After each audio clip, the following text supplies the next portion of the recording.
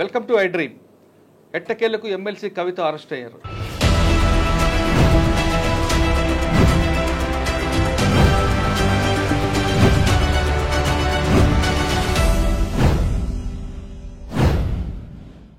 Delhi liquor స్కామ్లో ED అధికారులు ఈరోజు ఉదయం కవిత ఇంటికి వచ్చి దాదాపు 10 గంటల పాటు సెర్చ్ చేశారు.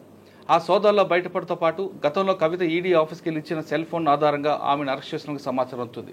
అయితే ఈ విషయం తెలుసుకున్న వెంటనే మాజీ మంత్రి కేటీఆర్, హరీష్ రావు కవిత ఇంటికి చేరుకొని ఈడీ అధికారులతో వాగ్వాదం దిగారు. ఒకసారి ఆ విజువల్ చూద్దాం.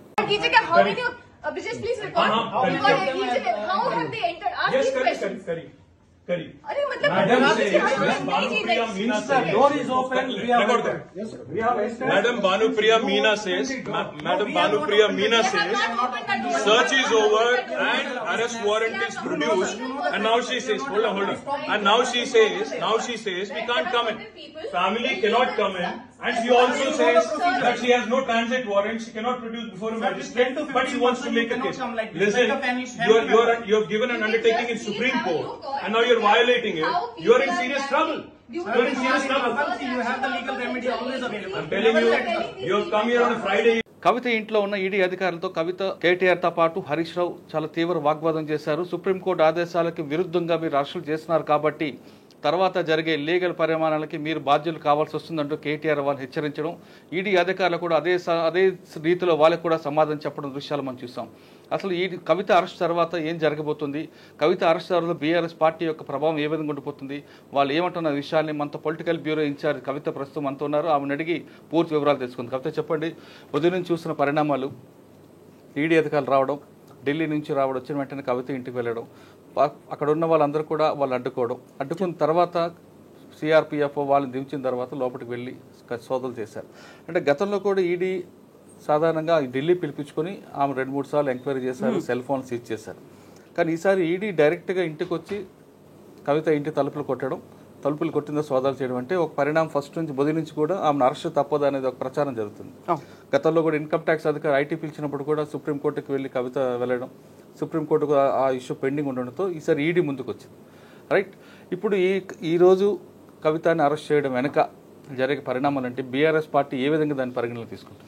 ఎస్, బీఆర్ఎస్ పార్టీతో పాటుగా బీజేపీ ముందు నుంచి ఇదే మాట పదే చెప్తూ వచ్చింది. ఆల్మోస్ట్ ఒక 1 ఇయర్ నుంచి ఈ తతంగం అనేది కొనసాగుతూ వచ్చింది. కవిత అరెస్ట్ ఎప్పటికైనా తప్పదు, కవితను అరెస్ట్ చేసి జైల్లో ఉంచుతామనే మాట బీజేపీ నుంచి వచ్చింది. బట్ ఇప్పుడు మోర్ ఇంట్రెస్టింగ్ థింగ్గా అనిపిస్తోంది, మోదీ హైదరాబాద్లో తిరుగుతున్నారు, రోడ్ షోస్ అవుతున్నాయి. అట్ ద సేమ్ టైం ఎన్నికల షెడ్యూల్ రేపు వస్తుంది అనుకుంటున్నప్పుడు జరిగినటువంటి ఈ ఇన్సిడెంట్ రాజకీయంగా ఎటువైపు వెళ్తుంది, ఓన్లీ ఇది కక్షపూరితంగా జరుగుతుందా అనే దాన్ని కూడా వినిపించింది. అండ్ ఈ రోజు సోదాలు జరిగినప్పుడు, ఆ తర్వాత ఈడీ అధికారులు లోపలికి వచ్చినప్పుడు ఇంట్రెస్టింగ్ థింగ్ ఈజ్ అడ్వకేట్లను కూడా లోపలికి రానివ్వకుండా జరగడం అనేది. ముందు నుంచి ఈ కేసుని కవిత తరఫున వాదిస్తూ వచ్చినటువంటి భరత్ కుమార్ కూడా అదే మాట చెప్తూ వచ్చారు, మమ్మల్ని లోపలికి రానివ్వట్లేదు, అండ్ ఏమవుతుందో తెలియదు, సుప్రీంకోర్టులో కేసు ఉన్నప్పుడు ఇలాంటి ఇన్సిడెంట్ ఎందుకు చోటు చేసుకుంది, ఫర్దర్గా ఏం జరుగుతాయి అనేది. బట్ ఇప్పటికైతే కవితను మేము తీసుకెళ్లి ఢిల్లీలో మళ్ళీ మరోసారి విచారణ జరుపుతామని చెప్పినప్పుడు కూడా పొలిటికల్గా అయితే ఇది ఒక సడన్గా టర్న్అవుట్గా మారబోతోంది. బీఆర్ఎస్కి సంబంధించి ఎక్స్పెక్ట్ చేయలేదు, ఇందువల్లే కవితకి నిజామాబాద్ నుంచి స్థానాన్ని కేటాయించలేదు అనేటువంటి వార్త కూడా గతంలో వినిపించింది. సో ఈ అరెస్టులు ఉంటాయి అనేటువంటిది, దీంతో పాటుగా డ్యామేజ్ అనేది చాలా ఎక్కువ జరగబోతోంది కాంగ్రెస్ పార్టీకి అనే మాట కూడా. ఓకే, లీగల్ గా తీసుకుంటే అరెస్ట్ వారెంట్ అనేది పోలీస్ వర్క్ ఉంటుంది, కానీ ఈడీ అధికారులకి సెక్షన్ 50 ప్రకారం అరెస్టులు వారెంట్లు ఉండదు, డైరెక్ట్ గా సోదా చేయొచ్చని వాళ్ళకు ఉంటుంది. ఇప్పటికే చాలాసార్లు వాళ్ళు ఇండైరెక్ట్ గా కవితకి హెచ్చరిస్తూ ఉంటున్నారు. ఈ నేపథ్యంలో మీరు అన్నట్లుగా ఒకవేళ మోడీ వచ్చి ఉన్న టైంలో అరెస్ట్ చేస్తే బీఆర్ఎస్ పార్టీకి నష్టం అంటారా, లాభం అంటారా? సో ముందు నుంచి కూడా చెప్తున్నది అదే, కవిత అరెస్ట్ ఎట్టి పరిస్థితుల్లోనూ జరుగుతుంది. దీనికి లింక్ అరవింద్ కేజ్రీవాల్తో కూడా పెడుతున్నారు. కవిత అరెస్ట్ అయిన తర్వాత అరవింద్ కేజ్రీవాల్ అరెస్ట్ తప్పకుండా జరుగుతుంది అనేది మీకు గుర్తుండే ఉంటుంది. ఫిబ్రవరి 26న కవిత అక్కడికి వెళ్ళి సిబిఐ ముందు హాజరవ్వాల్సినటువంటి విచారణ కోసం వెళ్లాల్సినటువంటి పరిస్థితి ఉండే. కరెక్ట్గా గత సంవత్సరం ఫిబ్రవరి 26న deputy CM, Delhi deputy CM Manish సిసోడియాని అరెస్ట్ చేశారు. అదే రోజు తనని రమ్మంటే తను వెళ్ళలేదు. ఆ తర్వాత తను ఫర్దర్గా కావాల్సినటువంటి అరేంజ్మెంట్స్, సుప్రీంకోర్టులో కేసు ఉంది కాబట్టి వీటన్నిటి గురించి తను మాట్లాడారు. ఇప్పుడు ఖచ్చితంగా అది ఒక ప్లస్ పాయింట్ అవబోతోంది అనేది ఉంది. ఇటు బీజేపీ కూడా అదే చెప్తోంది, కాకపోతే బీఆర్ఎస్ అదే చెప్తుంది. అయితే interesting thing is Congress party చెప్తోంది ఇద్దరు కలిసి ఆడుతున్నటువంటి నాటకం. ఈ అరెస్ట్ వల్ల 2 స్థానాలు ఎవరికైనా ఎక్కువగా వచ్చినప్పటికీ కూడా అది వాళ్ళు ఫర్దర్ గా ముందుకు ఉపయోగపడుతుంది కదా అని బీఆర్ఎస్ అండ్ బీజేపీ ఇద్దరు కలిసి ఆడుతున్న నాటకంగా కాంగ్రెస్ పార్టీ చెప్తున్నట్లుగా ఇది బి టీం అని బీఆర్ఎస్ ముందు నుంచి. అవును, రైట్. కానీ బి టీం అయితే ఈ అరెస్టులు అనేది పరం ఉండదు. కానీ ఇప్పుడు అరెస్టులు చేశారు కాబట్టి బీఆర్ఎస్ కి ఇది ప్లస్ అవుతుందా మైనస్ అవుతుందా? బీఆర్ఎస్ కి ఖచ్చితంగా ప్లస్ అయ్యే అవకాశం ఉంది అనేది అనలిస్టులు చెప్తున్నటువంటి. ఒకవేళ ప్లస్ అయితే మీరు అంటే సానుభూతి పవనాలు రావచ్చు, సానుభూతి పవనాలు ఉంటాయి. బీజేపీ కావాలని ఈ సిచ్యువేషన్ క్రియేట్ చేసుకోదు కదా. అవును, బీఆర్ఎస్ ఖచ్చితంగా ఈ సిచ్యువేషన్ ని క్రియేట్ చేసుకోదు. బీఆర్ఎస్ కాదు, బీజేపీ కావాలని తన ప్రత్యర్థికి సీటు గెలిపించడానికి ఇటువంటి అవకాశం ఇవ్వదు కదా. కానీ ఇద్దరు కలిసి ఒకటే కాబట్టి ఫర్దర్ గా ముందు నుంచి కూడా కాంగ్రెస్ ప్రభుత్వం ఏర్పడిన తర్వాత తెలంగాణలో బీఆర్ఎస్ గవర్నమెంట్ ఓడిపోయిన తర్వాత పార్లమెంట్ ఎన్నికల నాటికి బీఆర్ఎస్ అండ్ బీజేపీ ఇద్దరూ కలిసే ముందుకెళ్తాయి అనేటువంటి ప్రచారం కూడా తీవ్ర స్థాయిలో జరిగింది. ఎందుకంటే దీన్ని ముందు నుంచి యాంటిసిపేట్ చేస్తున్నారు కాబట్టి, ఇలాంటి సంఘటన అనేది జరగబోతోంది కాబట్టి ఇద్దరూ కలిసే బరిలోకి దిగుతారు అనుకున్నారు. బట్ బీజేపీ మాత్రం చాలా క్లియర్ గా చెప్పింది మేమే ఒంటరిగా బరిలోకి దిగుతామని. బట్ బీఆర్ఎస్ అండ్ బీఎస్పీ ఇద్దరు పోటీలో ఉన్న తర్వాత, కలిసి పొత్తు పెట్టుకున్న తర్వాత జరిగినటువంటి ఈ డెవలప్మెంట్ కాబట్టి ప్లస్ అవుతుంది అనే మాట అయితే వినిపిస్తుంది. బట్ ప్లస్ ఒకవేళ అయితే అంటే మొత్తం రాష్ట్రం మొత్తమే చూపిస్తుందా లేదా కేవలం నిజామాబాద్ వరకే చూపిస్తారు? నిజామాబాద్ లో ఇప్పుడు ఎలాగో కవిత కంటెస్ట్ చేయట్లేదు, బాజిరెడ్డి గోవర్ధన్ రెడ్డి మాత్రమే ఉన్నారు. ఒకవేళ కవిత కనుక నిజామాబాద్ నుంచి కంటెస్ట్ చేసినట్టయితే మోర్ డ్యామేజ్ అనేది ఎక్కువగా ఉంటుంది.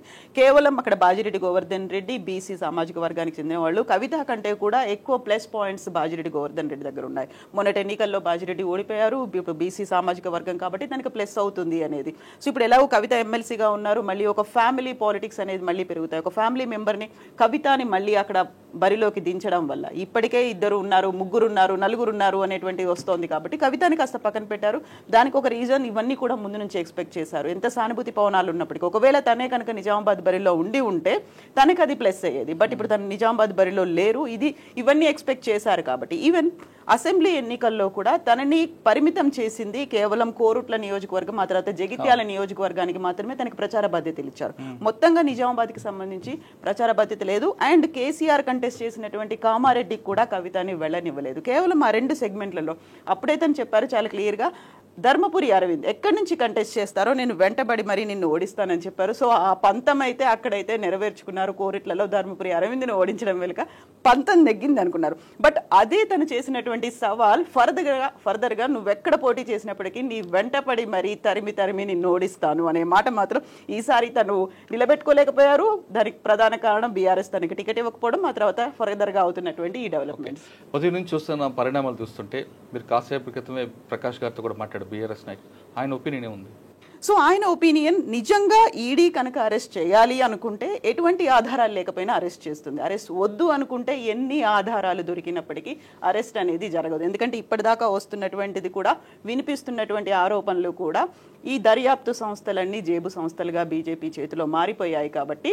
బట్ ఎట్టి పరిస్థితుల్లోనూ అరెస్ట్ తప్పదు అనేది మాత్రం ప్రకాష్ గారు చెప్తూ వచ్చారు. ఆ తర్వాత రాజకీయ విశ్లేషకులు కూడా చెప్తున్నటువంటి మాట అదే, అరెస్ట్ ఖచ్చితంగా అవుతుంది అనే మాట. ఓకే, ఫైనల్గా తీసుకుంటే కవితని అరెస్ట్ చేశారని కన్ఫర్మ్ అవుతుంది.